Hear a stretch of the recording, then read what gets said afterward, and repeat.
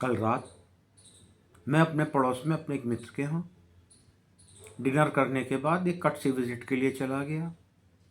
हमारे 2-4 फ्रेंड्स का सर्किल है, उसमें हम लोग कभी गाए बगाए, कोई मेरे घर आ गया, मैं किसी के घर चला गया। हम 3-4 दोस्त एक दूसरे के घर में आते जाते रहते हैं, मिलते रहते हैं।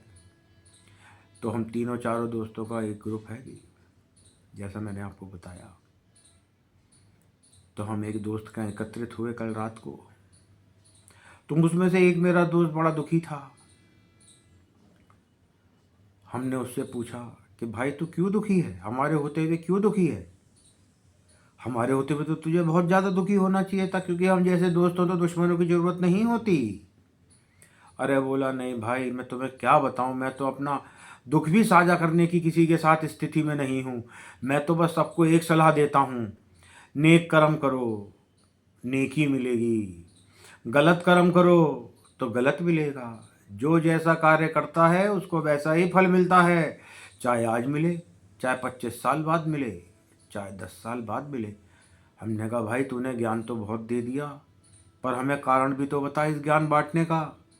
बोले बचपन में और जवानी में जब पिताजी मुझे पैसे देते थे, कभी फीस के लिए कभी किसी चीज़ के लिए, मैं उसमें रेल मेल करके घपला करके पिक्चर देखने चला जाता था। तो हमने कहा ये तो हर कोई करता है, इसमें तेरे को दुखी होने की क्या बात है? बोले ऐसे ही गोली मुझे अब की बार मेरे पिताजी ने दे दी। अब हमने कहा ही, अंकल तो बहुत सीधे साधे आदमी हैं, उन्होंने क्या कर दिया तेरे साथ?